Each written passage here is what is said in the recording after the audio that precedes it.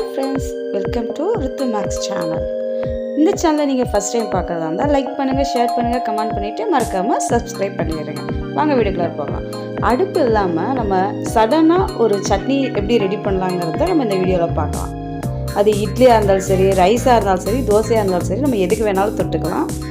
But காரம் விரும்புகிறவங்களுக்கு இந்த சட்னி ரொம்ப பிடிக்கும். இந்த சட்னி எப்படி செய்யலாங்கிறத நம்ம பார்க்கலாம். அதுக்கு என்னென்ன இன்க்ரீடியன்ட்ஸ்லையும் நம்ம பார்த்துடலாம். பூண்டு 10லேருந்து 15 பல் நம்ம எடுத்து ஒரு சின்ன உரல் கல்லில் போட்டு நச்சு ஒரு பவுலுக்கு மாற்றி எடுத்துக்கலாம்.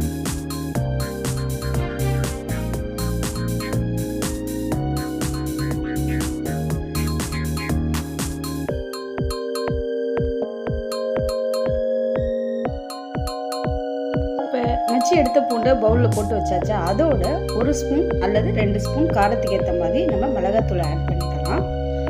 அதோட சேர்த்து 1 டீஸ்பூன் உப்பு சேர்த்துக்கலாம். அதோட நல்லெண்ணெயும் கொஞ்சம் தேவையான அளவு, அதோட பூண்டு, மிளகாத்தூள், உப்பு தேவையான அளவு போட்டுட்டு அதோட நல்லெண்ணெயை போட்டு நல்லா நம்ம ஸ்பூனை வச்சு நல்லா மிக்ஸ் பண்ணி எடுத்துக்கலாம். அவ்வளோதான். ரொம்ப ஈஸியாக சிம்பிளாக சடனாக ஒரு சட்னினா நான் இதை தாங்க சொல்லுவேன். ரொம்பவே அருமையாக இருக்கும். இதை சாதத்தில் பிரட்டி சாப்பிட்டாலும் நல்லாயிருக்கும், இட்லிக்கு தொட்டு சாப்பிட்டாலும் நல்லாயிருக்கும், தோசைக்கு நல்லாயிருக்கும். ரொம்ப அருமையான டிஷ்ஷு. இதை ஒரே ஒரு டைம் ட்ரை பண்ணி பாருங்கள். வாங்க இப்போ நம்ம எப்படி இருக்குன்னு சாப்பிட்டு பார்க்கலாமா? சும்மா வேறு லெவலில் இருந்துச்சுங்க. நீங்களும் இதை ட்ரை பண்ணி பார்த்துட்டு எனக்கு கமெண்ட் பாக்ஸில் கமெண்ட் பண்ணுங்கள். பாய், டேக் கேர்.